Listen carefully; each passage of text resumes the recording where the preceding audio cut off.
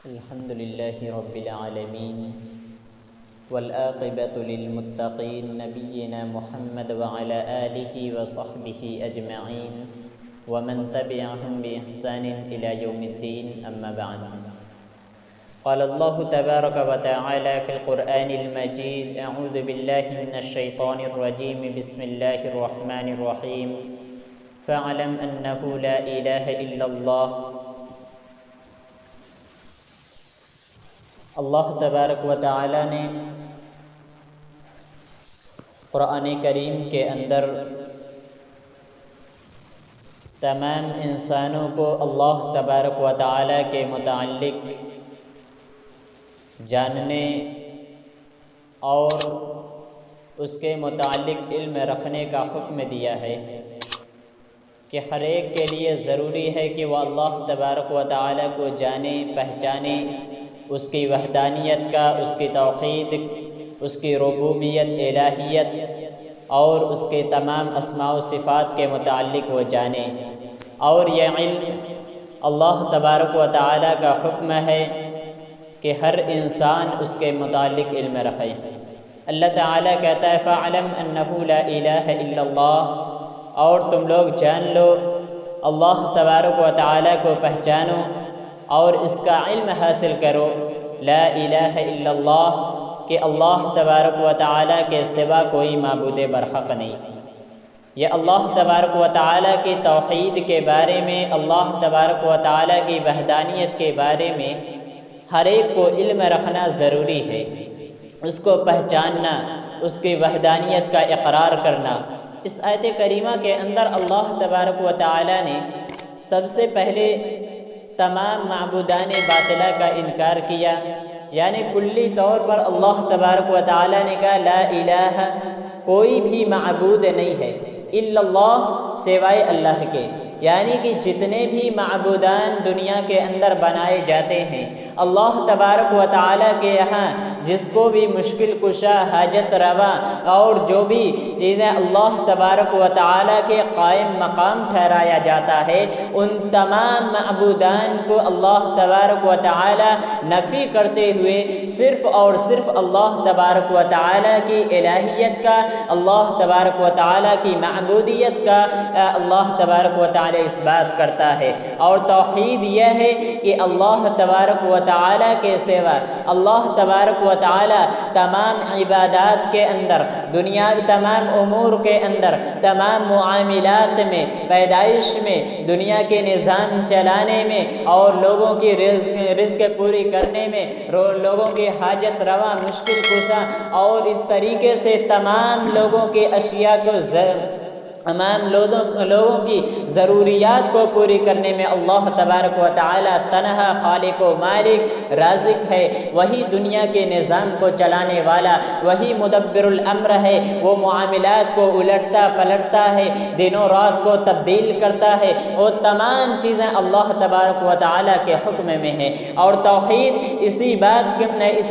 کا اقرار کرتی ہے. توحید کا معنی یہی ہے کہ اللہ تبارک و تعالی کو ہر ایک معاملات میں، ہر ایک امور میں، ہر چیزوں کے اندر اللہ تبارک و تعالی کو یکتا مانا جائے. اور اللہ تبارک و تعالی نے ہر ایک کو اس کا علم رکھنے کا حکم دیا ہے. فَاعْلَمْ أَنَّهُ لَا إِلَٰهَ إِلَّا اللَّهُ، کہ جان لو اور علم رکھو کہ اللہ تبارک و تعالی کے علاوہ کوئی معبود برحق نہیں ہے. اللہ تبارک و تعالی کے سوا کوئی معبود نہیں ہے جس کی عبادت کی جائے، جس سے سوال کیا جائے، جس سے مدد مانگی جائے،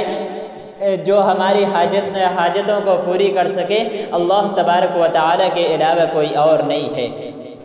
ہر ایک کو اس پر عمل کرنے کے ساتھ ساتھ اس کو جاننے، اس کا علم رکھنا، اس کی پہچان کرنا، ان کی صفات کے بارے میں جاننا، اس کے اسی طریقے سے اس کی قدرت کے بارے میں جاننا، یہ تمام چیزیں اس حکم میں آتی ہیں کہ فَاعْلَمْ أَنَّهُ لَا إِلَٰهَ إِلَّا اللَّهُ، کہ اللہ تبارک و تعالی اللہ تبارک و تعالی کے بارے میں، اللہ تبارک و تعالی کی وحدانیت کے بارے میں، اللہ کی قدرت کے بارے میں اور اسی طریقے سے اس کے صفات کے بارے میں ہم علم رکھیں، اس کے متعلق ہم جانیں، اور یہ جاننا ہمارے لیے ضروری ہے، کیونکہ اگر ہم اس کو نہیں جانیں گے تو بہت سے امور میں ہم اللہ تبارک و تعالیٰ کے ساتھ شریک ٹھہرا سکتے ہیں۔ اللہ تبارک و تعالیٰ کے ساتھ ہم دوسروں کو بھی شریک کر سکتے ہیں، اس کے قائم مقام ٹھہرا سکتے ہیں، جبکہ بہت سارے ایسے معاملات ہیں، بہت سے ایسے امور ہیں جہاں اللہ تبارک و تعالیٰ کے ساتھ دوسروں کو شریک ٹھہرایا جاتا ہے۔ اسی لیے اللہ تبارک و تعالیٰ نے کہا کہ تم اچھی طرح جان لو، اس کو پہچان لو کہ اللہ تبارک و تعالیٰ کے علاوہ کوئی معبود نہیں ہے، اور اسی لیے اس کا علم رکھنا ضروری ہے، اسی لیے اس کے بارے میں جاننا ضروری ہے، اس کا علم حاصل کرنا، اور ہر مسلمان پر یہ فرض ہے، یہ ضروری ہے کہ وہ اللہ تبارک و تعالیٰ کا علم رکھے، اللہ تبارک و تعالیٰ کی وحدانیت کا علم رکھے، اللہ تبارک و تعالیٰ کے بارے میں جانے اور اس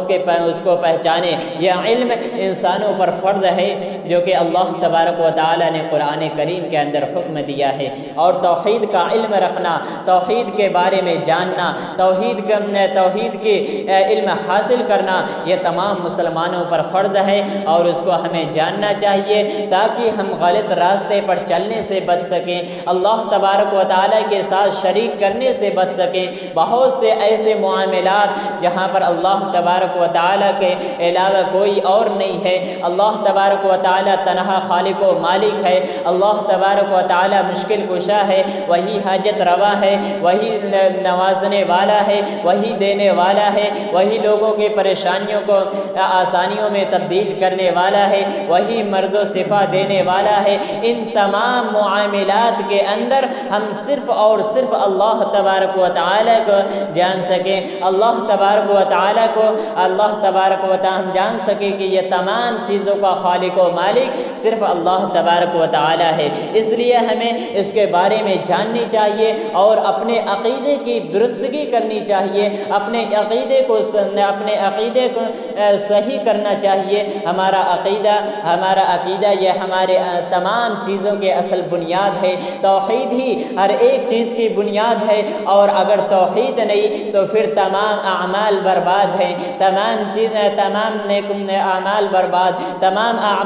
اسی طریقے سے عبادتیں حقارت ہو جائیں گی۔ ان تمام چیزوں کی، تمام امور کی بنیاد یہ توحید ہے، اور اللہ تبارک و تعالیٰ کا یہ حکم ہے کہ ہم توحید کے بارے میں علم حاصل کریں، اللہ کی صفات کے بارے میں، اللہ کی ربوبیت کے بارے میں، اس کی الہیت کے بارے میں، اس کی خالقیت کے بارے میں، تمام چیزوں کے بارے میں علم حاصل کرنا ضروری ہے۔ اللہ تبارک و تعالیٰ سے دعا ہے کہ الہ العالمین ہمیں اس کا صحیح علم اور صحیح سمجھ عطا فرمائے، آمین۔ وآخر دعوانا ان الحمد للہ رب العالمین۔